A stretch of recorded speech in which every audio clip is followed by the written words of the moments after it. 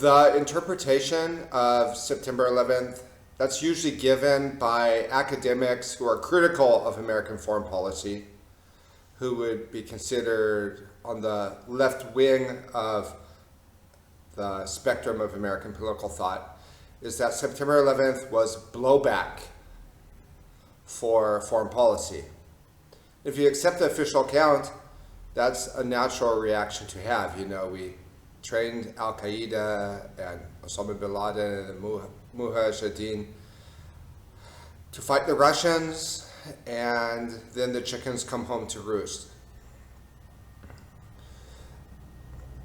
And along with this, they offer a structuralist approach to looking at American history that's roughly like this. The problems in American society and the problems in American political culture are a result of systemic structures that are in place.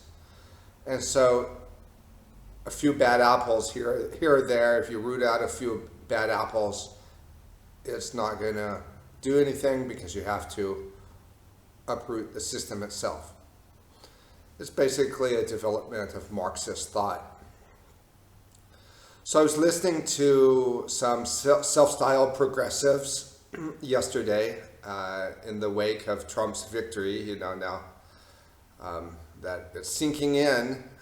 Now we're December 1st. And they say, okay, where do we go from here? And I was reflecting, there's no acknowledgement of the fact that,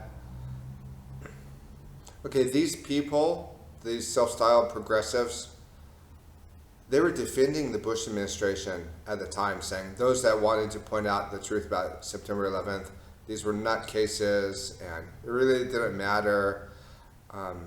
And while they screamed bloody murder about the weapons of mass destruction, those that they shut down those that wanted to criticize the Bush administration for having orchestrated September 11th.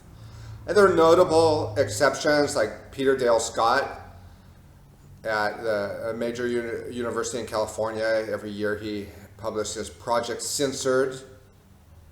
There was exceptions. And of course, the 9/11 Truth Movement didn't spring out of nowhere, but most of the researchers that were doing it were new to politics. Like David Ray Griffin, he had written 20 books on the philosophy of science before turning his massive attention to September 11th. But I thought, these people now, these self-styled progressives, you know, where do we go from here? Something happened. They don't see anything wrong. They didn't see anything wrong with Kamala Harris being endorsed by Dick Cheney. And it's just really sad that they missed the boat, because focusing on what really happened on 9/11, far from being a distraction from the most important thing from their perspective, which is drawing attention and addressing questions of inequality, it can show the inequality that's there. And knowing the truth about September 11th shows the real relationship that the United States people have with power. It reveals the gangster state. And it says something very striking about the role of narratives in our postmodern world. And I mean, if the Democrats hadn't have missed the boat, they could, by focusing on September 11th, they could have ended the Republican Party forever. But here's the dirty secret. They were never really a peace movement. They were never really an environmental movement. It might have been real at one time, like the protests against the Vietnam War, but it very quickly became co-opted, and we know that now from looking at history. The CIA infiltrated all these left-wing groups. And in the policies put forth by Donald Trump and his Vice President J.D. Vance, that is where progressivism lives on. and the appeal to the working class that Donald Trump has, and the damage that the Kamala Harris campaign has done to the Democratic brand, to the brand of the Democratic Party, that's never going to be undone. So I think we're looking at a total reversal of the political system. Neoconservatism is effectively dead in the Republican Party. That's why I support Trump. Now, a lot can happen, but also one of the things that isn't being addressed by progressives is that in Robert F. Kennedy Jr., they really did have a candidate that could have challenged Trump in the second round of the presidential elections.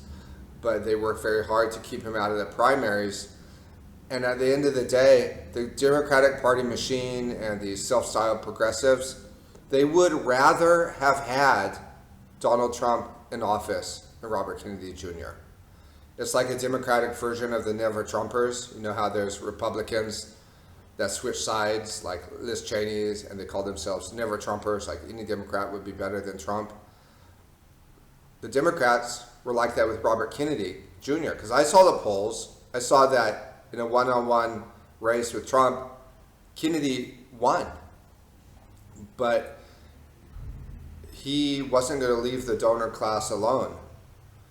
And so ultimately, and this is something that in all their recriminations and what went wrong, what can we do in the future, they still don't get it. They still don't get that in Robert Kennedy Jr., they had a candidate that could have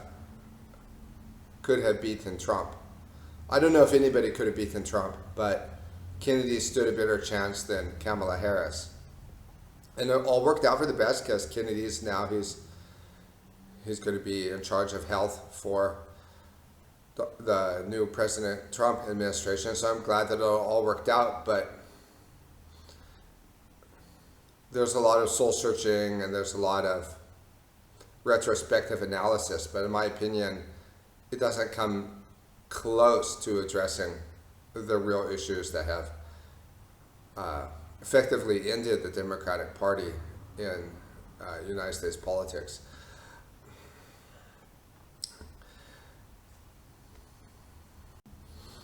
And there's other people like Alexandria Ocasio-Cortez that they pretend to be these radical progressives, but look at where the Democratic Party is now. It's the party of big business, it's the party of war, it's the party of Wall Street, it's the party of the processed food industry,